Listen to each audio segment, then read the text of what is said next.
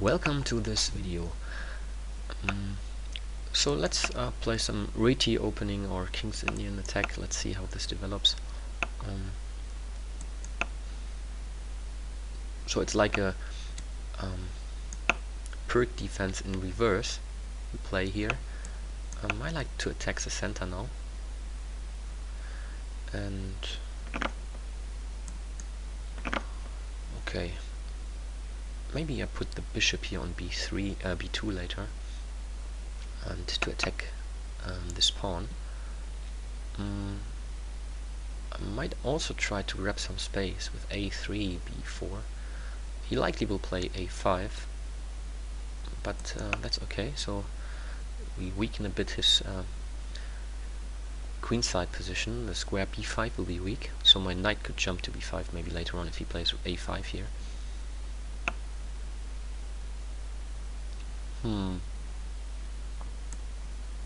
Is there any problem with knight d4? I don't see any discovery with the bishop, so I think this is okay. And then I will maybe put my rook here on d1. I want to keep now the bishop here on c1 instead of playing into b2 as planned, because I want to keep control over e3 here in this kind of position.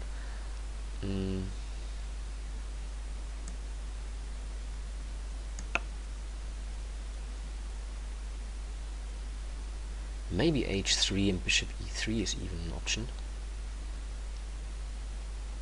But let's put the knight here on c3. I think this is a very good square for the knight. It attacks e4 and takes control over the white squares here on b5 and d5 as well.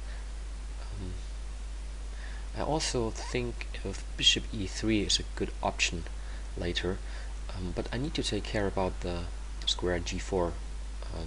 Both knights can go to g4, attack my bishop then, so maybe playing h3 is an idea. However, I don't like h3 that much because of weakening my kingside position. g3 is weaker, then he might eventually sacrifice a bishop here or pushing e3 later on. I'm not that sure. Okay, but first let's attack e4 and let's see how he wants to defend this.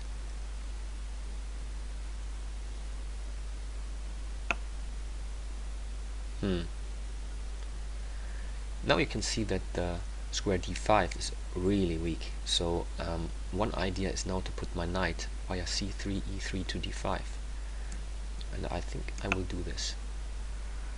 Still, this pawn is a problem for him. He might play bishop f5 now. Yeah, but I like to attack these weaknesses now.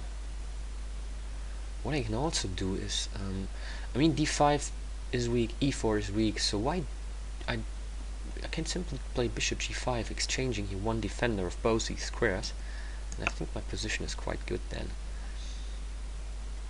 He will have problems with e4 and d5 as well. It's not that easy for him to take control over d4. Okay, he can play knight c6 and knight d4 maybe, but then I can play e3, and he needs to waste a bit of time again to regroup his knight to e5 and then eventually jump to d3. So I think I'm a bit quicker here. Doubling up my heavy pieces on the d file is also something I want to achieve. Okay, here, as said, I just take, and I need to take care about any recoveries with the knight, so this knight would be hanging. Okay, I just jump to d5, and then knight e3. Yeah, this looks all a bit dangerous because there are many pieces eyeing at my king, but I think I have enough defenders. And I can play knight f4, by the way, attacking the bishop and the queen. So, yeah.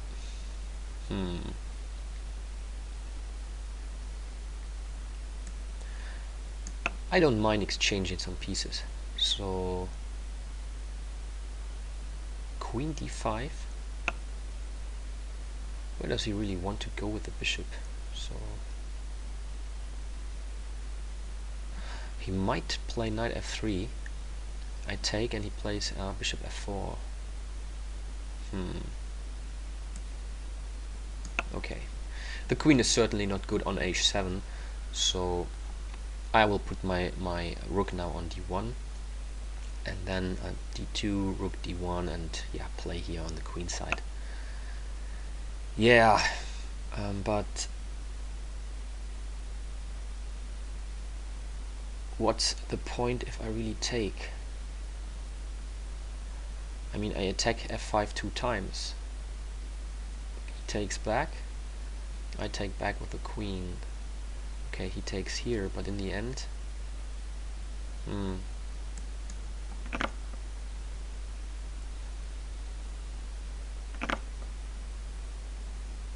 I didn't expect this move, because here I thought I just take this knight and then I take on e4 or on f4.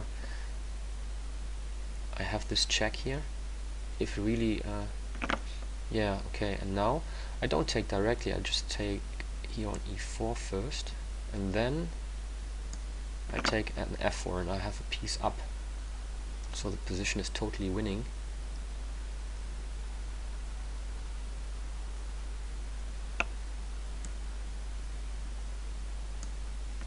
Okay, and now I'm just exchanging some pieces.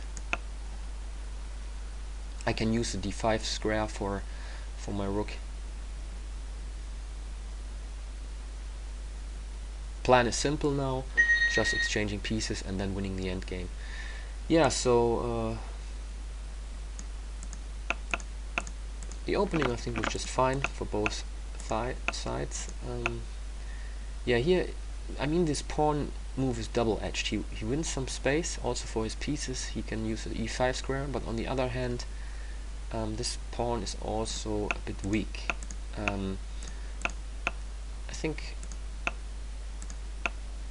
c5 is yeah, I'm not sure about c5, because c5 really weakens the d5 square forever. He can never ever put my pieces away from d5 with pawns after c5, so I could focus all my pieces around d5.